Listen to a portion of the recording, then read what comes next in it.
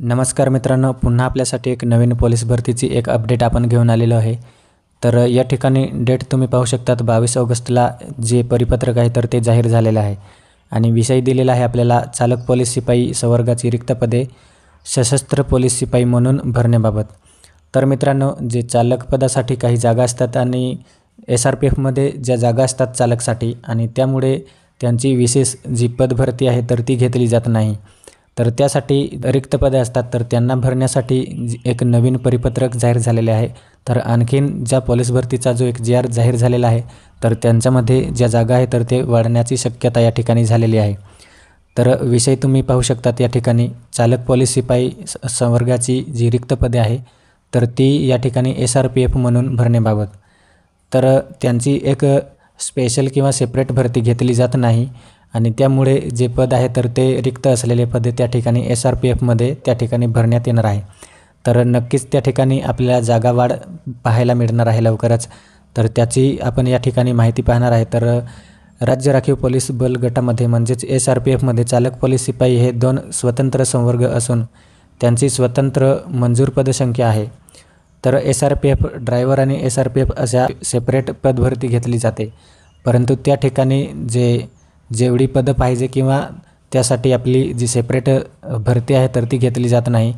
तर त्यामुळे जागा रिक्त असेल तर त्या SRPF मधून त्या ठिकाणी भरल्या जाणार आहे आणि त्यासाठी आपण या ठिकाणी पाहू शकतो मोठ्या प्रमाणावर 4 चाकी वाहने आहेत आणि चालक पोलीस शिपाई पदे रिक्त असली तरी वाहन हे कार्यान्वित ठेवणे बंधनकारक असल्याने कार्यकारी कंपनीतील सशस्त्र पोलीस शिपाई यांना चालकाचे कर्तव्य बजावे लागते। म्हणजेच चालक हे रिक्त पदे असेल किंवा चालक नसेल तर त्या ठिकाणी जे SRPF मध्ये ऑलरेडी कार्यरत असतात तर त्यांना त्या ठिकाणी जे वाहन आहे तर ते त्या ठिकाणी घेऊन जायला लागते आणि त्यामुळेच त्या ठिकाणी कार्यकारी कंपनीमध्ये जे सशस्त्र पोलीस शिपाई असतात तर त्यांचा तुटवडा होतो।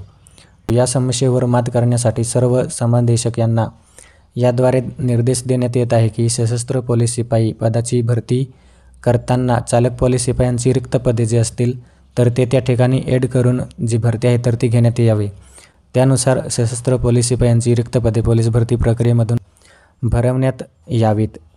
तर जे चालकसाठी SRPF मध्ये जागा रिक्त असेल तर त्यांनासुद्धा SRPF मधूनच त्या ठिकाणी भरती आहे तर ती घेण्याची त्या ठिकाणी परिपत्रक आहे तर ते दिलेले आहे आणि भविष्यात जेव्हा चालक पदाची त्या ठिकाणी शासनाची मंजुरी मिळेल म्हणजेच SRPF मध्ये चालक या पदासाठी सेपरेट भरतीची मान्यता मिळणार तर तेव्हा त्या ठिकाणी त्या पदांची भरती जी आहे तर ती येणार आहे। परंतु तोपर्यंत जे रिक्त पदे असेल तर त्यांच्यासाठी किंवा ते रिक्त पदे जे आहे तर ते SRPF म्हणूनच त्या ठिकाणी भरण्यात यावे अशा पद्धतीने जे परिपत्रक आहे तर ते प्रसिद्ध करण्यात आले आहे। त्यामुळे पोलीस भरतीमध्ये आणखीन काही जागा वाढण्याची या ठिकाणी शक्यता आहे। तर मित्रांनो, आपल्याला व्हिडिओ आवडला असेल आणि व्हिडिओ आवडला असेल तर नक्कीच लाईक करा। थँक्यू।